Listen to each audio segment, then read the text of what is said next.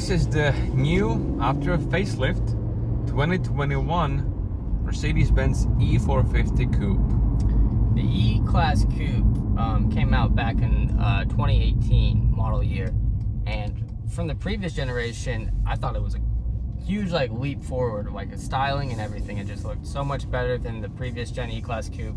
And now this is the first facelift though, right? Yeah, that's the first facelift. Mercedes about every 7 years does a big redesign, every 4 years or so just a facelift. But I gotta say, this facelift is pretty major. Well, I know in 2019 they did a kind of a facelift to the steering wheels and stuff too. Oh yeah, they changed some of the multi-touch buttons, them right? bit, yeah. But so what's new on this car? A lot. I guess we can start with the main thing, and that is going to be the engine. It's a whole different engine. It is a whole different engine because the previous generation had that V6, correct? Correct. The previous generation had a 3-liter V6 turbocharged, producing 362 horsepower, 369 pound-feet of torque. This one is what the 53s and the GLSs and E450s are using, which is a 3-liter inline-6 turbocharged with EQ boost, but it's producing the same horsepower. Which is very interesting. When I saw that first, I thought it was some type of a mistype or mistake, but it is true. Even though it's a completely different engine, it produces exactly the same amount of power. Apparently. Although, with that EQ boost, which is that electric component of the engine, that adds on top of that extra 21 horsepower and extra 184 pound-feet of torque at 0 RPM, which completely eliminates any of the turbo lags and makes it so much more fun. So again, being the 2021 E450 Coupe, you're looking at 362 horsepower and 369 pound-feet of torque. 0 to 60, I don't know. They haven't posted it yet. The previous one was 5 seconds flat, so I would just say probably a little under 5 seconds. Yeah, the EQ boost definitely helps with the acceleration. So it's going to be under 5 seconds, and it feels very, very quick from where I'm sitting. Feels just like a E53 to me. A little, not as quick, but quicker than the previous generation. But yeah, definitely. Gotta be. Also, once you get in the car, first thing you notice, this is the brand new steering wheel, not just for the E-Class, but brand new steering wheel from Mercedes-Benz. And so far, I love it. It's so sporty. It feels so good into your hands. It's exactly the right size. It's got some extra components on it, so you used to be able to, just increase the volume with a little knob, but now you just slide your finger, so everything is kind of a depending on your touch of the finger. But it's really fast, and with that you can also control the Now and BUX, which they put in this car. The previous year E-Class Coupe and E-Classes didn't have that. So this is the new Mercedes-Benz version of the infotainment system, where of course you can just talk to the car, it does things for you. You can use a touchscreen if needed to, and these multi-touch buttons on the steering wheel are now so much more quicker, it seems to me, to operate that screen. The paddle shifters are a little bit different too, which... Yeah, the paddle shifters are now kind of... they're kind of boxy instead of straight up pointy. Yes. More rectangular shaped. They are quite interesting. Now, the response is of course immediate. This one still got that 9-speed automatic transmission that we both love from Mercedes, and that has not changed. So the shifts are super quick. It's just that the knobs themselves are... Just gotta get used to them. Yeah, exactly. This is actually a whole new paint too. It's a silver. What color is They this? call it a Cirrus Silver. It's about a... Cirrus? Cirrus. Okay. About a $720 upgrade. It's really nice. You mentioned earlier, at some type of light, it looks a little like a tan blue. But it's only in certain lights that it looks like that. Honestly, I love this color. I really do, especially with together with the night package which this car has. Night package giving you the black side mirrors, the black trim around the windows, some black touches around the car. Night package makes everything look better. Yeah, and especially with this color, I think it looks sharp. It really, really does. That's good. Also, they changed up the headlights for the 2021 model, and instead of having the reflector inside the headlight like the old one, they actually put it on the outside, which a lot of BMWs do that too.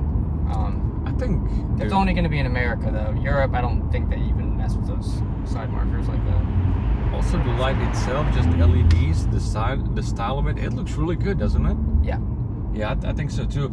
From the back, I don't see as much of a difference. I suppose there's a little bit, but the front is the main indicator that this is the brand new model. So this one is fitted with these, I'm just gonna call them unique AMG split 5-spoke wheels. They got the black accents. This is definitely a new thing Mercedes is doing.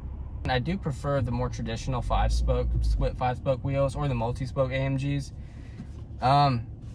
These are definitely unique, and I'm just gonna kind of leave it there. Well, what makes them unique, as you say, is that it's got the circle within the wheel, which in this case it's completely blacked out because it does have the black accents. So because of that, you can't really see it from afar. From afar, you only see the 5-spoke splits. Yeah. The closer you get, then it's more visible.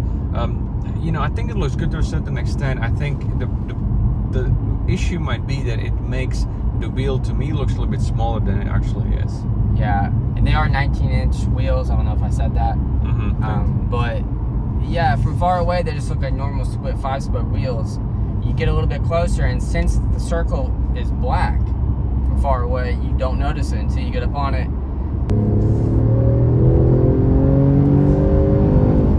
It's definitely quicker than the It's quicker than the 2020 E450 Coupe, definitely. It feels like an E53. If you guys know what that is, it has a similar motor, so I guess it should feel closer to that. I really like this car. One of the interesting things is that what used to be only available on the convertibles, you can now get it in the coupe in 2021, and that is the they call it an air scarf or a heat scarf. When you press on a button and the warm air just kind of goes from the seat all over your neck on a cold day. It makes sense in a convertible, I guess, here if you put your mirrors down, windows down, because this one, of course, being has no B-pillar. Exactly. So you can kind of get that convertible experience Feel. without it being a convertible. Because let's face it, the coupes are always better. Other than the steering wheel and it having MBUX. Also, I think that this MBX is a little bit more improved because the response to your voice commands are quicker than on the previous 2020 other models that Mercedes has. True, but before I was interrupted, I think it's the same other than the steering wheel and it having MBUX in the inside. It's pretty similar, right? I don't know if... besides the air scarf thing too that you mentioned. Well, also the backup camera is a little bit different. So now when you put it in reverse, if you have that surround view camera option, it is pretty cool because on the screen in the vehicle it kind of shows you a bubble around the car, and the time your bubble gets too close to something, it visually tells you. Yeah, you have a more accurate representation of how close you are to something. Yeah, it's pretty neat. Burmeister is, I believe, standard in all the E-classes now. Obviously it looks great, sounds great. This just a black interior with the what kind of wood is this? Okay, ashwood. With the ashwood trim. It's pretty conservative. I do like that there's not much piano black in here other than on the steering wheel. So not too much fingerprints, although you do have the option to touch screen on your, you do have the option to use the touch screen now, but I would just use the little trackpad. I feel like it's more accurate. Also, a pretty good amount of space in the back, especially if you compare it to the C coupes and stuff. Of course, you can only fit 2 people in the back because there's going to be a spot where to put some of the drinks in the middle. I guess you don't really buy coupes anyway to be concerned about how much space is there in the back for your passengers. Yeah, but you could daily drive this thing. Definitely. This could be your only car. There's plenty of room back there. Oh yeah, absolutely. It sure can. Just shove the kids back there. Tell them to just keep it down, and just, you know what I'm saying, man? Just turn the radio up. Well, thank you for watching our review of this 2021 Mercedes-Benz E450 Coupe. As of the shooting, this particular E-Class is available in the inventory of Mercedes-Benz of Athens, so please check out the video description for my contact information, or if you simply want to find out more. Also, we've done a couple other E-Class coupes. We've done the E53 cab, and we also did an E53 coupe comparison with a BMW M4. So check those videos out. But yeah, browse our channel and subscribe if you like what you see. Peace out. Thank you.